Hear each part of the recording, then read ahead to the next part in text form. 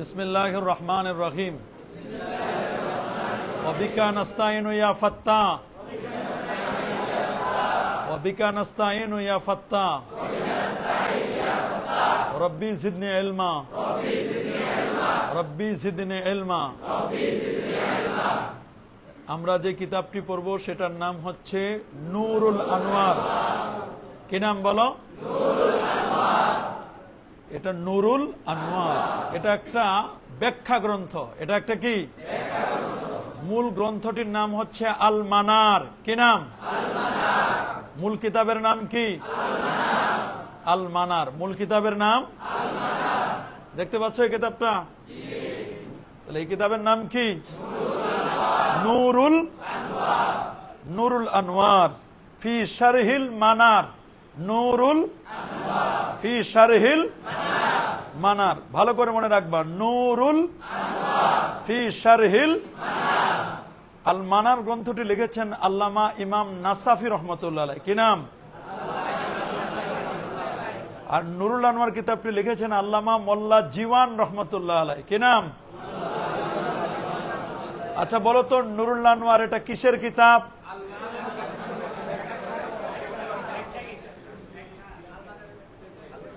নূরুল আনোয়ার বা আল মানার এই কিতাব দুটো এটা হলো উসুলুল ফিকহের কিতাব। কিসের কিতাব? এটা কি তাফসিরের কিতাব? হাদিসের? ওয়াজের? কি ইখতিলাফের? এটা কিসের কিতাব? উসুলুল ফিক। কি নাম? ফেকা বুঝার মূলনীতি। ফেকা বুঝার উসুল মানে মূলনীতি। উসুল মানে কি? মূলনীতি সমূহ আসল থেকে আসছে উসুল। আচ্ছা তাফসির বুঝার মূলনীতি কি হবে? উসুলুত। ফেকা বুঝার মূলনীতি যদি হয় উসুলুল ফিক, তাহলে তাফসির বুঝার মূলনীতি কি হবে? কি হবে? আচ্ছা হাদিস বুঝার মূলনীতি কি হবে? মাশাআল্লাহ, এই তো বুঝে গেছো। তাহলে হাদিস বুঝার মূলনীতি কি হবে? ফেকা বুঝার মূলনীতি, তাফসির বুঝার মূলনীতি। এই তো সুন্দর পারতেছো, মাশাআল্লাহ। তাহলে উসুল মানে কি? উসুল মানে মূলনীতি। উসুল মানে মূলনীতির শাস্ত্রীয় জ্ঞান, সূত্র। আমরা যেমন অঙ্ক করার সময় কি করি? সূত্র মুখস্থ করি না? ত্রিকোণমিতির সূত্র আছে না? পরিমিতির সূত্র আছে না? অঙ্কের বিভিন্ন মান নির্ণয়ের সূত্র আছে না? এই সূত্র দিয়ে কি করা যায়? আমরা এমন কতগুলো মৌলিক উসুল সূত্র আমরা শিখব, যেই সূত্র দ্বারা আমরা কোরআন এবং সুন্নাহ থেকে মাসআলা ইস্তেমবাদ করব। কি করব? আলেমের সবচেয়ে কঠিন কিতাবটার নাম হলো নূরুল আনোয়ার। কি নাম? কিন্তু কঠিনটাকে যদি কঠিন মনে করো, তাহলে কি এটা কঠিন থাকবে না সহজ হবে? কঠিন হবে। কঠিনকে কঠিন মনে করা যাবে? কঠিনটাকে আমাদের সহজ মনে করতে হবে। কঠিনটাকে কি? এটা কেমন? নূরুল আনোয়ার কিতাবটা হার চিবাও তোমরা? হার হার আমাদের সমাজের সিস্টেম হলো, আমরা যখন গোস্ত কিনতে যাই তখন আমরা কেউ হার নিতে চাই না, বলে ভাই হার কম দিয়েন। কি? আবার যখন আমরা খেতে যাই, খাওয়ার সময় আমরা বলি ভাই একটা বেশি একটা হার দেও, দেখি মজা করে একটা হার খাওয়া যায় কিনা। খাওয়ার সময় আমরা হার চাই, কিন্তু যখন গোস্ত কিনতে যাই তখন আমরা কি? হার কিনতে চাই না। মনে রাখবা, নূরুল আনোয়ার কিতাবটা এটা হার হাড্ডির মতো। কিসের মতো? আচ্ছা হাড্ডির মজা কি উপরে থাকে না ভিতরে? এই তো ভালো করে বুঝছো। হাড়ের মজা থাকে কি? যে নলা, নলার ভিতরে কি থাকে? মজাটা থাকে না? এই মজাটা যদি ভালো মতো কামড় দিতে পারো, আর যদি একবার দাঁতে বসে যায়, হাড় খাওয়ার যে মজা, এটার যে স্বাদ, এটা যে টেস্টি, এটা যে হাড় খায় না সে কি বুঝবে? যার দাঁত নাই, পোকলা দাঁত, গিলে গিলে খায়, বেদাতি মানে দাঁত ছাড়া। কি ছাড়া? আছে না এরকম বেদাতি? দাঁত ছাড়া গিলে গিলে খায়, ওর তো মজা নাই, ও শুধু মুখে নেয় আর কি গিলে ফেলে। আর যারা এটার বাইনাস সাতরাইন, হাসিয়া, তারপর এটা সরাসরি হদ, এগুলো বুঝে শুনে যারা ভালো করে পড়াশোনা করে, তারা যে মজাটা পায়, তাদের মজা আর যারা গিলে গিলে খায় তাদের মজা কি সেম? কখনো সেম হবে? তো গতকালকে আমি হাদিস বলেছিলাম এই আলোকে যে আদিল্লাতুল ইসলামে আরবা, শরীয়তের দলিল কয়টি? কয়টি?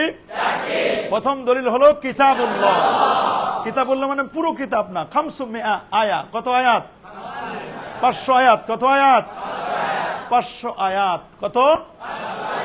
এরপর বলছে সুন্নাতু রাসূলিল্লাহ। সুন্নাতু রাসূল করিম সাল্লাল্লাহু আলাইহি ওয়াসাল্লামের সুন্নাহ।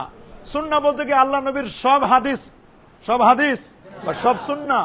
হাদিস বলতে আল্লাহ নবী তো লক্ষ লক্ষ হাদিস বর্ণনা করেছেন। ইমাম আহমদ বিন হাম্বল 12.5 লক্ষ হাদিস জানতেন। কত? আল্লামা নিজামউদ্দিন শাসি রহমতুল্লাহ আলাই উনি বলেছেন আল্লাহ নবীর হাদিসের সংখ্যা কেমন। উনি বলছেন যে আল্লাহ নবীর হাদিসের সংখ্যা মরুভূমিতে যতগুলো বালুকণা তত হাদিস, তত এত অসংখ্য হাদিস। তবে ওলামায়ে কেরাম এগুলোকে সংকলন করেছেন। সংকলন করে কমপক্ষে যদি 12 লক্ষ, আমার ওস্তাদের কাছে শুনছি যে নবীজির হাদিসের সংখ্যা প্রায় 30 লক্ষের মতো। কত? এরকম অনেক বর্ণনা আসছে। এখানে সব হাদিস কিন্তু শরীয়তের দলিল নয়। সব হাদিস কি শরীয়তের দলিল? শরীয়তের দলিল হলো ওলামায়ে কেরাম বলছেন কমপক্ষে 3000 হাদিস। কত? 3000। তাহলে একটা হলো কোরআন মাজিদ যেটা কিতাবুল্লাহ, আদিল্লাতুল ইসলামে কাম, আল-আউয়াল তানি ওয়া সালিস ইজমাউল উম্মাহ। উম্মতের কি ইজমা। উম্মতের মধ্যে যারা মুস্তাহিদ ইমাম, কি ইমাম? যারা মাসআলা ইস্তেমবাত করতে পারেন, মাসআলা বের করতে পারেন, এদেরকে মুস্তাহিদ ইমাম বলে। কি বলে? এরপরে হলো কিয়াস। এরপরে কি? কিয়াস মানে গবেষণা করা। কিয়াস মানে কি? ইন্টেলেকচুয়াল পাওয়ার, বুদ্ধিভিত্তিক গবেষণা। এটা আমরা পাই কোথা থেকে? আল্লাহ নবীর একটি হাদিস থেকে, যে হযরতে মুআয ইবনে জাবাল রাদিয়াল্লাহু তাআলা আনহু যাকে রাসূলুল্লাহ পাঠালেন ইয়ামানে। কোথায়? ইয়ামান। এটা ভালো জায়গা না? রাসূল বলেছেন আল ঈমানু ইয়ামানিয়া। ঈমান থাকার জায়গা কোথায়? ইয়ামানে। ঈমান থাকে কোথায়? বুখারী শরীফে হাদিসে নবী দোয়া করেছেন আল্লাহুম্মা বারিক লানা ফি শামিনা ওয়া ফি ইয়ামানিনা। আল্লাহ তুমি শাম এবং ইয়ামানবাসীদের উপর বরকত দান করো। কি দান করো? আল্লাহুম্মা বারিক লানা ফি। শাম এবং ইয়ামানবাসীদের জন্য নবীজি কি করছেন? বরকতের দোয়া করেছেন।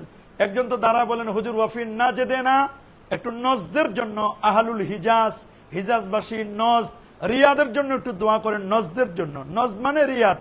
নজদ মানে কি? ওই অঞ্চলগুলোকে, হিজাজ ওই অঞ্চলগুলোর জন্য দোয়া করেন। নবী বলছেন না, নজদের জন্য দোয়া করা যাবে না, কারণ ওখানে ফিতনা তৈরি হবে। ফিতনার মারকাজ, মানশাউল ফিতান। ফিতনা তৈরি হবে কথা থেকে? নজ থেকে। এজন্য আমরা বলি নজদি। আব্দুল ওয়াহাব নজদি, মুহাম্মদ ইবনে আব্দুল ওয়াহাব নজদি। এই যে নজদি ওলামায়ে কেরাম, সেখান থেকে কিন্তু তৈরি হচ্ছে। এখানে ফিতনা এবং শয়তানের শিং গজাবে। কি গজাবে? শয়তানের শিং গজাবে। আল্লাহ নবী মুআয ইবনে জাবাল, যিনি ছিলেন আলামু বিল হালাল ওয়াল হারাম, আলামু বিল হালাল ওয়াল, তাকে পাঠালেন কোথায়? ইয়ামানে। কি করে? হাকিমান আও কাদিয়ান, কাজী বিচারক করে অথবা তাকে গভর্নর করে, প্রশাসক করে পাঠালেন। তা আল্লাহ নবী তাকে জিজ্ঞেস করলেন আচ্ছা তুমি তো ইয়ামানে যাচ্ছ, কাইফা তাকদি ইয়া মুআজ, মুআজ তুমি কিভাবে বিচার কার্য ফয়সালা করবে? হযরত মুআয ইবনে জাবাল রাদিয়াল্লাহু তাআলা বলেন হুজুর আমি বিচার কার্য ফয়সালা করব বিকিতাবিল্লাহ। কি দিয়ে? কোরআন মাজিদ দ্বারা। কি দ্বারা? আল্লাহর কিতাব দিয়ে।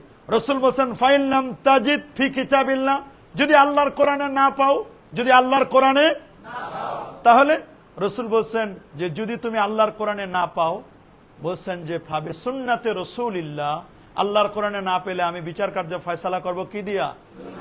সুন্নাহ দিয়ে। রাসূল বলেন যদি তুমি সুন্নতেও না পাও, কোরআন মাজিদেও যদি না পাও, তখন সাহাবী বলল ফাআজতাহিদু, হুজুর আমি এটা ইজতিহাদ করব, গবেষণা করব। কি করব? গবেষণা করব। আসলে কি কোরআন সুন্নাহ নাই নাকি পায় নাই? নবী কিন্তু বলে নাই যে কোরআন সুন্নাহ যদি না থাকে। রাসূল বলেন যদি তুমি না পাও, তার মানে কোরআন এবং সুন্নাহ অনেক দলিল আছে, হয়তোবা আমাদের কারণে, হয়তোবা আমাদের সার্চিং এর কারণে হয়তোবা আমরা পাই না। দেখুন আমাদের কত শরীয়তের অনেক ইখতিলাফি মাসাইলের ক্ষেত্রে আমরা পাই, কিন্তু অনেক দল আছে তারা পায় না। আছে না এরকম? আছে না এরকম? সবাই যে সব জিনিস পাইবে এটা তো কথা নয়। সবাই কি সব পায়? ইমাম আজম আবু হানিফা রাহমাতুল্লাহ যেটা পেয়েছে, এটা কি ইমাম শাফি পেয়েছে? এটা কি ইমাম আহমদ বিন হাম্বল পেয়েছে? সবাই সব জিনিস নাও পাইতে পারে। পুকুরে তো কতজনে মাছ ধরতে নামে, কিন্তু সবার জালে কি মাছ লাগে? কিন্তু পুকুরে মাছ আছে। কিন্তু কেউ যদি নির্বুদ্ধিতার পরিচয় দেয় দূর এই পুকুরে কোনো মাছই নেই, তাহলে বুঝতে হবে যে ও জাল ফেলতে শিখে নাই, মাছ ধরতে শিখে নাই। কোরআন মাজিদে অবশ্যই আছে। কোরআন মাজিদে কি? আর সাহাবীদের ব্যাপারে তো কোনো খারাপ কোনো মন্তব্য প্রশ্নই আসে না, কারণ সাহাবীদেরকে ভালোবাসা কি? মাশাআল্লাহ, হুব্বুহুম ওয়া দীনুম ওয়া বুগদুহুম। আর উনি ছিলেন আলামু বিল হালাল ওয়াল হারাম, আলামু বিল হালাল ওয়াল হালাল হারামে যিনি এক্সপার্ট ছিলেন, নাম কি তার? বলেন যদি কোরআন সুন্নায় না পাও, কোরআন সুন্নায় তো আছে। আল্লাহ বলেন মা ফাররাতনা ফিল কিতাবি মিন শাই, কোরআনে এমন কোনো কিছু বাদ দেয় না যেটার আলোচনা আমি আল্লাহ করি। ওয়া নাযালনা আলাইকাল কিতাবা তিবয়ানান লিকুল্লি শাই, আমি কোরআন মাজিদে প্রত্যেকটা বিষয় ডিটেইলস আলোচনা করে দিয়েছি। কোরআন সুন্নায় সব আছে না? আছে না? যদি তুমি না পাও, বলে হুজুর আমি গবেষণা করব। আল্লাহ নবী তখন তার বুকের উপর একটু বাড়ি দিলেন। বাড়ি দেওয়ার পরে সাব্বার জানায় বলেন আলহামদুলিল্লাহিল্লাযী ওয়াফাকা রাসূলা রাসূলি ওয়াফাকা রাসূলা। সমস্ত প্রশংসা ওই আল্লাহর জন্য যিনি তার রাসূলের দূতকে, রাসূলের রাসূল, এক রাসূল মানে মাবুস মিন আল্লাহ, এটা শরঈ রাসূল, আর একটা হলো রাসূল হলো আবেদনই করতে রাসূল। দুই রাসূল কি এক? আয় দুই রাসূল কি এক? দেখতে শুনতে তো একই মনে হয়, রাসূল রাসূল, অথচ এক রাসূল হলেন মুহাম্মদুর রাসূলুল্লাহ, আরেক রাসূল হলেন দূত, রাসূলের প্রেরিত কি দূত। তিনি কে? মুআয ইবনে। এই জন্য সকল ঈদ ঈদ না, সকল ঈদ কি? কিছু ঈদ আছে শরীয়তের ঈদ, আর কিছু ঈদ আছে শাব্দিক অর্থে ঈদ। এক রাসূল তো এমনি 315 জন রাসূল, 13 বা 15 জন রাসূল। আর এক রাসূল মানে এখানে অর্থ কি? শাব্দিক অর্থ হবে দূত। শাব্দিক অর্থ কি? বার্তাবাহক বা দূত বলা হয়। রাসূল কি বলা হয়? রাসূল। তো বললেন যে আমি এটাকে রাসূল আকরাম সাল্লাল্লাহু আলাইহি ওয়াসাল্লাম তার এই যে ইজতিহাদ, তার গবেষণা, তার ইন্টেলেকচুয়াল পাওয়ার, এটা আল্লাহ নবী সাপোর্ট করলেন। এটা আল্লাহ নবী কি করলেন? কেউ যদি একটা গবেষণা করে, গবেষণাটা করার পরে ওই গবেষণাটা যদি সবাই মেনে নেয়, তখন এটার নাম হবে ইজমা। কি হবে? কি হবে?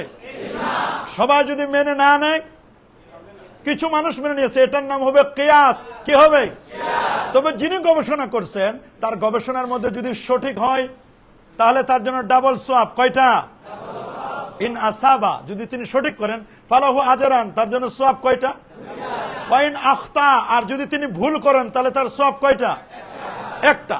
তাহলে মুস্তাহিদের ইজতিহাদের গবেষণা থাকতে হবে। ইজতিহাদ করতে গিয়ে যদি তিনি ভুল করেন, সোয়াব কয়টা? ভুল করলে কয়টা? একটা। আর সঠিক করলে কয়টা?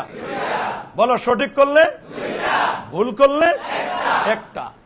এরকম ইমাম আজম আবু হানিফা রাহমাতুল্লাহ আলাইহি আমাদের মাযহাবের ইমাম না তিনি? উনি কি জানাতেন ব্যক্তি?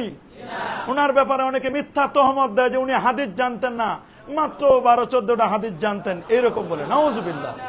অথচ সেই যুগের বড় বড় মুহাদ্দিস যারা, তারা উনার কাছে এসে সারেন্ডার করতো, আত্মসমর্পণ করতো। এবং তাজকিরাতুল হুফাজের মধ্যে উনার বায়োগ্রাফি আনা হয়েছে। ইমাম জাহাবি যে তাজকিরাতুল হুফাজ লিখেছেন, উনার জীবনী এনেছেন। কমপক্ষে 1 লক্ষ হাদিস যার মুখস্থ থাকে, তাকেও তারা হাফেজে হাদিস বলছেন। কি বলছেন? ইমাম আজম আবু হানিফার 2 ঠোঁটের মাঝখানে প্রায় 50,000 হাদিস ঠোঁটস্থ ছিল। কয় হাজার হাদিস? 50,000 হাদিস তার ঠোঁটস্থ ছিল। উনি 5 লক্ষের মতো হাদিসের সন্ধান ছিল তার। কয় লাখ? 5 লক্ষ হাদিসের সন্ধান ছিল ইমাম আজম আবু হানিফা রাহমাতুল্লাহ আলাইহি। উনি কোরআন এবং সুন্নাহ থেকে প্রায় 12 থেকে 13 লক্ষ মাসআলা ইস্তেমবাদ করেছেন। কত লক্ষ? উনার ফতোয়া বোর্ড ছিল, সেই ফতোয়া বোর্ডে 80,000 মাসআলা লেখা হয়েছে। কত হাজার? 80,000 মাসআলা লেখা হয়েছে। ইমাম আজম কি জানাতেন ব্যক্তি? আবু হানিফা বুদ ইমামে বাসাফা আসরাজে উম্মতান মুস্তাফা সাহেব আবু ইউসুফ ও কাজী শুদা ওয়াজ মুহাম্মদ যুলমান আনরা জি শুদা। ইমাম আজম এত বড় পণ্ডিত ছিলেন, 40টা বছর এশার রুজু দিয়ে ফজরের নামাজ পড়েছেন। কত বছর? 100 বার আল্লাহকে স্বপ্নে দেখেছেন। কতবার? 100 বার আল্লাহকে স্বপ্নে দেখেছেন। আল্লাহকে স্বপ্নে দেখা যায় না? হ্যাঁ, আল্লাহকে স্বপ্নে দেখা যায় না। এই ব্যাপারে ইবনু তাইমিয়া সহ অসংখ্য উলামায়ে কেরাম একমত পোষণ করেছেন। নবীজিকে যেমন স্বপ্নে দেখা যায়, আল্লাহকেও তেমন স্বপ্নে দেখা। কি বলা, তোমরা বিশ্বাস করো না? আল্লাহকে স্বপ্নে দেখা যায় না? নবীকেও তো স্বপ্নে দেখা যায়, নবীকে দেখা যায় না? কিতাবুত তাবির সহিহ বুখারীর মধ্যে হাদিস, মান রাআনি ফিল মানামে ফাকাদ রাআনি হাক্কা লিআন্না শাইতানা লা ইয়াতামাসসালু বি, যে আমাকে স্বপ্নে দেখলো সে সত্যি সত্যি আমি রাসূলুল্লাহকে কি করেছে? স্বপ্নে দেখেছে। কারণ শয়তান আমি নবীর আকৃতি নিতে পারে না। আল্লাহকে যেমন স্বপ্নে দেখা যায়, রাসূলুল্লাহকেও তেমন কি করা যায়? স্বপ্নে দেখা যায়। ইমাম আজম আবু হানিফা রাহমাতুল্লাহ আলাইহি কত বছর এশারজ দিয়ে ফজর পড়ছিলেন? অনেকেই বলে ওনার কি সংসার ছিল না, এটা ভুয়া, এরকম বাজে বাজে মন্তব্য করে। তাহলে আবু হুরায়রা রাদিয়াল্লাহু তাআলার জামাই, তার নাম সাইদ ইবনুল মুসাইয়্যিব, কি নাম? সাইদ ইবনুল মুসাইয়্যিব রাদিয়াল্লাহু তাআলা বিখ্যাত তাবী ছিলেন। উনি 50 বছর এশারজ দিয়ে ফজর পড়েছে। এটা সিয়ারু আলামিন নুবালা কিতাবের মধ্যে লেখা আছে। উনার ব্যাপারে কি বলবি? উনি তো বড় মাপের একজন মুহাদ্দিস। ইমাম বুখারী যার কাছ থেকে যার হাদিসগুলো কোট করেছেন বুখারী শরীফে, সাইদ ইবনুল মুসাইয়্যিব রাদিয়াল্লাহু তাআলা, তিনি একজন বিখ্যাত পণ্ডিত। কত বছর নামাজ পড়েছেন? ইমাম আজম আবু হানিফা 55 বার নবীজির রওজা মুবারাকা জিয়ারত করেছেন। রমজান মাসে 61 খতম কোরআন মাজিদ তেলাওয়াত করতেন। কত খতম? এত বড় মাপের পণ্ডিত ছিলেন। তা তিনি 700 জন তাবী থেকে জ্ঞান লাভ করছেন। কতজন? কত? 700 জন তাবী থেকে জ্ঞান লাভ করছেন। কতজন? হাজার হাজার, প্রায় 5.5 থেকে 6,000 তার ওস্তাদ ছিল।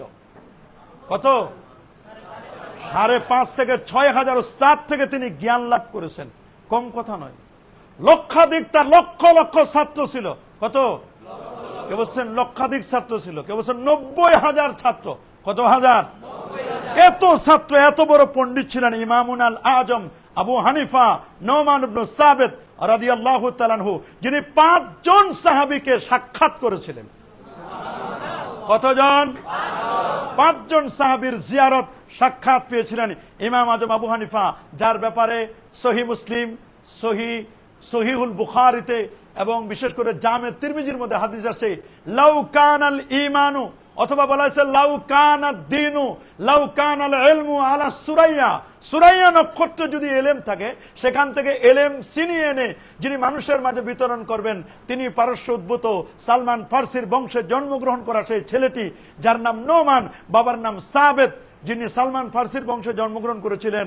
আল্লামা জালালউদ্দিন সুয়ুতি, যিনি 75 বার নবীর জাগ্রত অবস্থায় দেখেছিলেন। 2 লক্ষ যার হাদিস বা সনদ মুখস্থ ছিল, এমন একজন ব্যক্তি। 9ম শতাব্দীর একজন মুজাদ্দিদ ছিলেন তিনি। কোন শতাব্দীর? 911 হিজরিতে যার ইন্তেকাল হয়েছে। তিনি তার তবাকার মধ্যে বলে দিয়েছেন যে এই হাদিসের মিসদাক হচ্ছে ইমাম আজম আবু হানিফা। কেউ এই হাদিসের মিসদাক বলেছেন ইমাম মালিকের কথা, কিন্তু জুমহুরের মত হলো সুরাইয়া নক্ষত্রে যদি এলেম থাকে, সুরাইয়া নক্ষত্র এটা বাড়ির পাশে নয়, 7 আসমানের উপর। মনে করো পৃথিবী কত? 19,69,50,000 বর্গমাইলের বিশাল পৃথিবী। পৃথিবী থেকে 15 কোটি কিলোমিটার দূরে সূর্য। কে? 15 কোটি কিলোমিটার, 9,30,00,000 মাইল, 15 কোটি কিলোমিটার দূরে হলো সূর্য। সূর্য থেকে 33 কোটি গুণ বড় একটা তারকা, তার নাম বেটলজিয়াস তারকা। তার থেকে আরো বড় একটা তারকা, 45 কোটি গুণ বড়, ওটার নাম ওয়াইএক্স স্কুটি। কি নাম? তার চেয়ে আরো বড় প্রথম আকাশ, দ্বিতীয়, তৃতীয়, চতুর্থ, পঞ্চম, ষষ্ঠ, সপ্তম আকাশ, সিদরাতুল মুনতাহার পরে 70,000 নূরের পর্দার পরে বলা হয়েছে এটা হলো সুরাইয়া নক্ষত্র। কি নক্ষত্র? সুরাইয়া নক্ষত্র। তারপর আরো অনেক কিছু আছে, এক একজন এক এক ভাবে ব্যাখ্যা করছে। ওয়ান নাজমি ইজা হাওয়া, নাজম দ্বারা সুরাইয়া তারকার কথা বলেছে। সেই জায়গায় যদি এলেম থাকে, তার মানে অনেক দূরে এলেম থাকলেও সেখান থেকে এলেম ছিনিয়ে এনে যিনি মানুষের মাঝে বিতরণ করবেন, তিনি হচ্ছেন ইমামুন আল আজম আবু হানিফা নোমান ইবনে সাবিত রাদিয়াল্লাহু তাআলা। তিনি কিন্তু এই খেদমতটা করে গেছেন। ইমাম আজম আবু হানিফা। আমাদের মাযহাবের ইমামের নাম কি? মাযহাব কয়টা?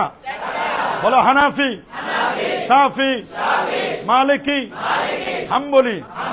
কয় মাযহাব? 4টা মাযহাবে হক। 4টা মাযহাবে কি? কোন মাযহাবের ইমামকে নেগলেক্ট করার কোন সুযোগ আছে? আল মাযাহিবুল আরবা, 4টি মাযহাব সাবিতুন আলাল হক। তারা সবাই কি সাবিত ছিল? কিসের উপরে? এরা হকের উপর তারা প্রতিষ্ঠিত ছিলেন। কোন মাযহাবের ইমামকে নেগলেক্ট করার কোন সুযোগ নাই, খারাপ জানার কোন সুযোগ আছে? বরং 4 ইমামের টার্গেট হলো আল্লাহ এবং আল্লাহর রাসূল, আল্লাহ এবং আল্লাহর রাসূলের সন্তুষ্টি। এটাই তো 4 ইমামের টার্গেট। হ্যাঁ, আমরা সঙ্গত কারণে কোন মাযহাবের আমরা অনুসারী? তোমরা কি আবার বলবা নাকি যে না মাযহাব টাযহাব নাই, কোরআন মানি, হাদিস মানে, অন্য কিছু মানি না? এটা বলবা নাকি? আমরা কি লা মাযহাবী না মাযহাবী? কোন মাযহাবের? হ্যাঁ, এটা মনে রাখবা, আমরা কোন মাযহাবের? আমরা যে নুরুল আনওয়ার কিতাবটি পড়ব, এটি হানাফি মাযহাবের উপর লেখা কিতাব। কিসের উপরে?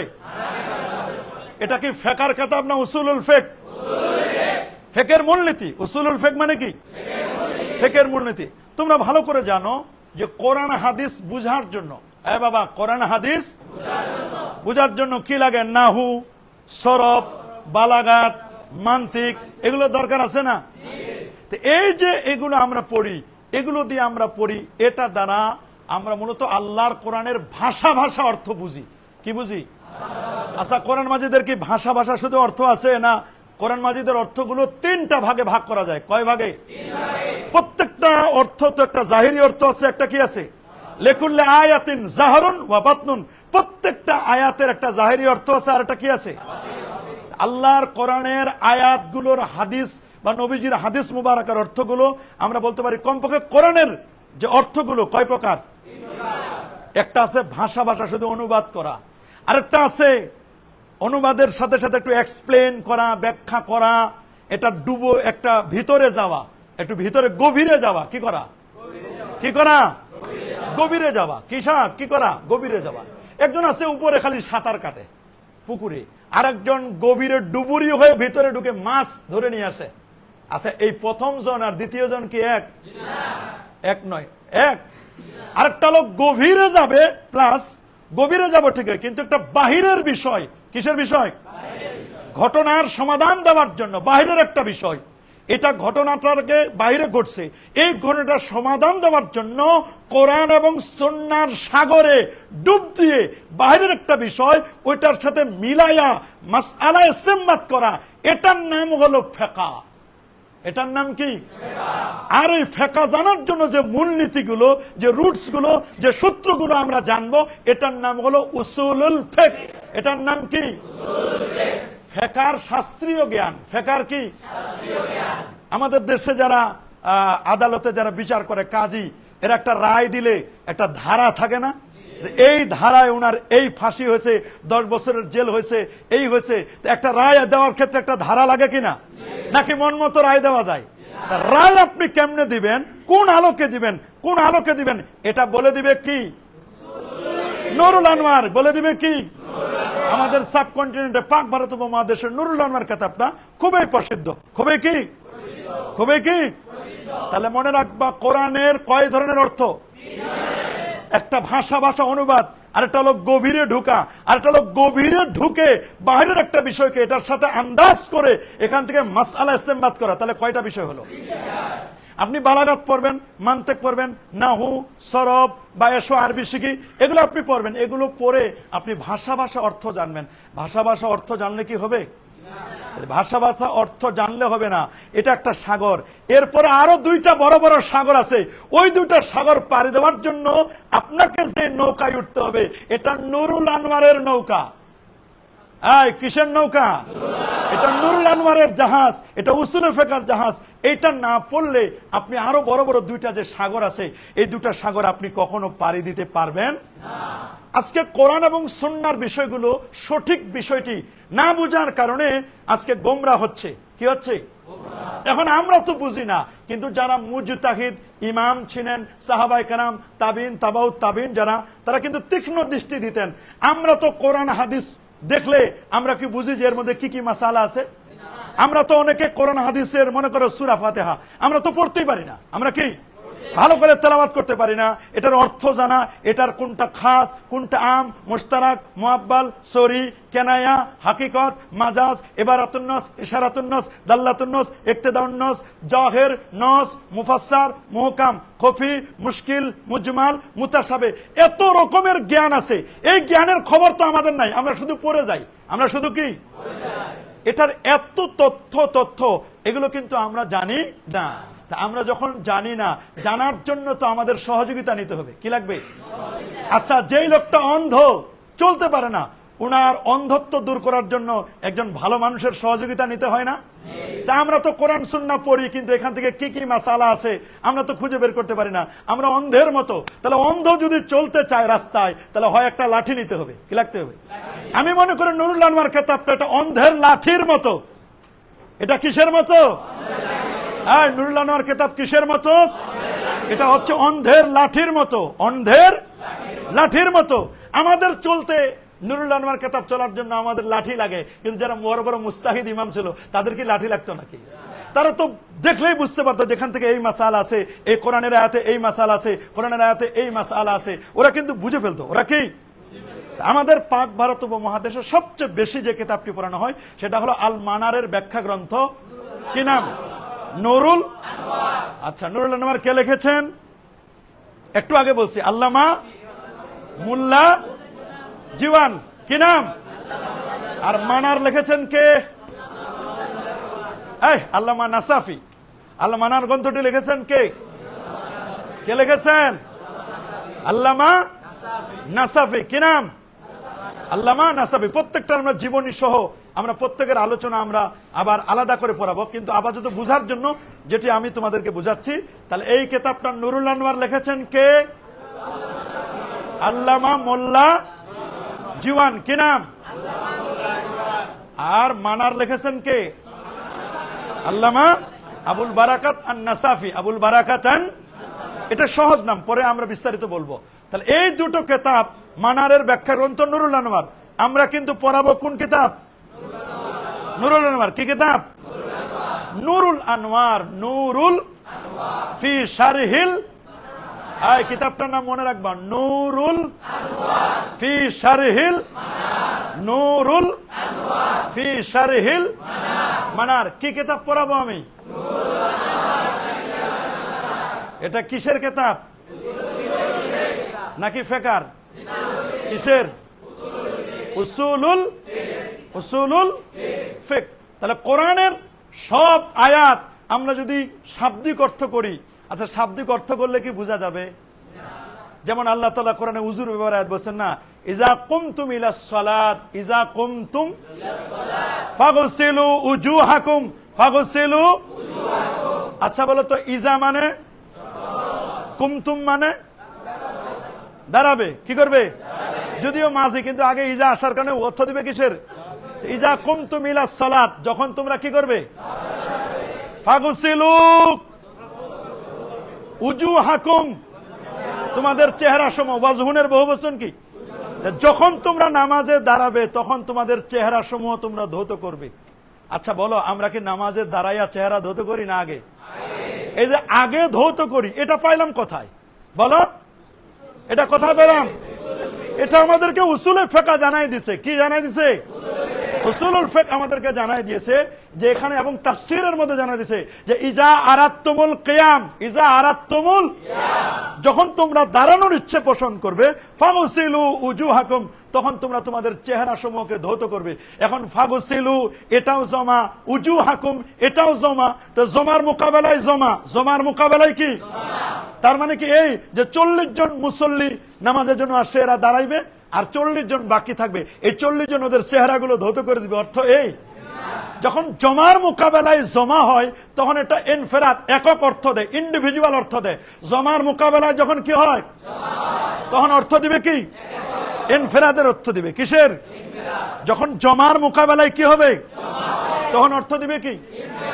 তাহলে দেখো, শাব্দিক অর্থ অনেক সময় হয় না, তাই শাব্দিক অর্থ না হয়ে এর অন্তর্নিহিত তাৎপর্য বোঝার জন্য পড়তে হবে কি? কি কিতাব পড়তে হবে?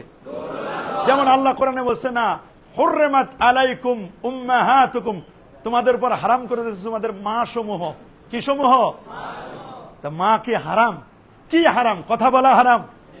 মার সাথে বসা হারাম? মার সাথে একসাথে খাওয়া হারাম? হ্যাঁ, মার সাথে চলা হারাম? কি হারাম? এই যে বিবাহ শব্দটা, এটা উজ্জ্ব আছে, তাহলে শাব্দিক অর্থে সব জিনিস হয় না। শাব্দিক অর্থে সব জিনিস হয় শাব্দিক না, এটার অন্তর্নিহিত তাৎপর্য আগের পরের সিয়াক এবং সাবাক, সিয়াক এবং এগুলো আমাদেরকে জানতে হবে, এগুলো আমাদের কি করতে হবে? এই যে সিয়াক সাবক জানানোর জন্য কথা, আমি কেমনে কোরআনুল কারীমের সঠিক অর্থটি করব। ওয়ায়াতারাব্বাসনা বিআনফুসিহিন্না সালাসাতা কুরু, 3 কুরু পর্যন্ত তালাকপ্রাপ্ত মহিলাগণ তারা কি করবেন? অপেক্ষা করবেন। এই যে 3 কুরু, কুরু তো 2 অর্থ আসে। কুরু মানে তুহুর, কুরু মানে হায়েস। কুরু মানে কি? তোমরা পড়ে আসছো না উসুলুস শাসিতে? পড়ছো কিনা? তখন আমি নিব কোনটা? আমি কি শাসির, আমি কি কুরু মানে কি তুহুর নিব নাকি হায়েজ নিব? এটা বলে দিবে কে? নুরুল আনোয়ার। কে বলে দিবে? উসুলে ফিকহ বলে দিবে যে আমি নিব কোনটা, আমি নিব, আমি কোনটা নিব এটা বলে দিবে কে? তাহলে এখন বুঝে দেখো, নুরুল আনোয়ার পড়ার দরকার আছে না নাই? নাকি এটা বেদাতীদের কিতাব? এটা হানাফিদের কিতাব। এই জন্য হানাফিদের কিতাব এটা পড়া যাবে না। দলিল কোরআনের দলিল কোরআন এবং সুন্নাহ। ওরা বলে যে মানে ইসলামের দলিল কি? ইজমাও অনেকে মানতে চায় না, আবার অনেকে কি কিয়াসও কি মানতে চায় না। অথচ শরীয়তের 100% মাসআলা কত? কত? 100% মাসআলার মনে রাখবা 98 মানে কত? 92%। কত? আর বাকি থাকে কত? 8%। আর কত? আর আবার কেউ বলছেন যে না আরো বেশি, কেউ বলছেন 12%। কত? 12% হলে কত হয়? 88। এই যে 88%, 88% মাসালা কোরআন এবং সুন্নায় আছে, কোরআন এবং ইজমায় আছে। আর 12% মাসআলা রয়েছে কিয়াস ইজতিহাদে। কোথায়? কিয়াস এবং ইজতিহাদে। কয় পার্সেন্ট? কত পার্সেন্ট? যেমন একটা মাসালা বলো, এটা কোরআন হাদিসে কেমনে বুঝবা? ইমাম আজম বসা একটা কোনায়, আরেক পাশে বসা ইমাম আবু ইউসুফ, ইমাম মোহাম্মদ আশ-শাইবানি, এক পাশে ইমাম জুফার বসা। এক গ্রাম্য লোক নিয়ে আসে, বলে হুজুর আমাদের একটা ছাগল মানে একটা প্রাণী আসে, প্রাণীর অর্ধেক হলো ছাগল আর অর্ধেক হলো শূকর। প্রাণীটার অর্ধেক কি? দেখতে অর্ধেকটা ছাগলের মতো আর অর্ধেকটা কিসের মতো? শূকরের মতো। এখন এই মাসালার সমাধান কি হবে? গেছে ইমাম আবু ইউসুফের কাছে, উনি 10-15 মিনিট চিন্তা ভাবনা করার পরে কোনো উত্তর দিতে পারে না, বলে আমি জানি না, পরের জনের কাছে নিয়ে যান। গেছে ইমাম মোহাম্মদ আশ-শাইবানির কাছে, বলে কাজীউল কুজাতের কাছে গেছিলাম, আপনি বলেন এটার মাসালা কি? উনিও কয়েক মিনিট চিন্তা ভাবনা করার পরে যে না আমার ব্রেনে ধরতেছে না, আমি বুঝতেছি না কি করব। এরপর গেছে ইমাম জুফারের কাছে। কার কাছে? ইমাম জুফার। উনি বলছেন যে না আমি তো দিশা পাইতেছি না, কি করব, কি উত্তর দিব। এরপর চলে গেছে ইমাম আজম আবু হানিফা রাহমাতুল্লাহর কাছে, বলছে সবাইরে দেখাইছে? বলে হ্যাঁ দেখাইছি। বলে তোমরা এখন ভালো জায়গা আসছো, যা হোক যথোপযুক্ত জায়গা আসছো, ঠিক আছে ভালো কথা। তো এটা মাসালা বলেন, এটা খাওয়া জায়েজ না না জায়েজ? শুকর খাওয়া তো হারাম, শুকর খাওয়া কি হারাম, আর ছাগল খাওয়া কি জায়েজ? ছাগল খাওয়া কি? এন আপনি বলেন, ইমাম আজম আবু হানিফা রাহমাতুল্লাহ আলাইহি বলেন ঠিক আছে মাসালা দিব, ওইটাকে আগে প্রাণীটাকে 3 দিন পর্যন্ত আটক করে রাখো। কয়দিন? ওটা দড়ি দিয়ে ভালো করে একটা গাছের মধ্যে বেঁধে রাখো। কয়দিন? 3 দিনে কোনো খাবার দাবার দিবা না। 3 দিনে কি করবা না? কোনো খাবার দেওয়া যাবে না। বলে 3 দিন পরে আমি তোমাদেরকে মাসালা দিব। তা আমরাও ইনশাল্লাহ আরো 3 দিন পরে আমরা এই মাসালা জানবো। আজকে তো সময় শেষ, কি করবো?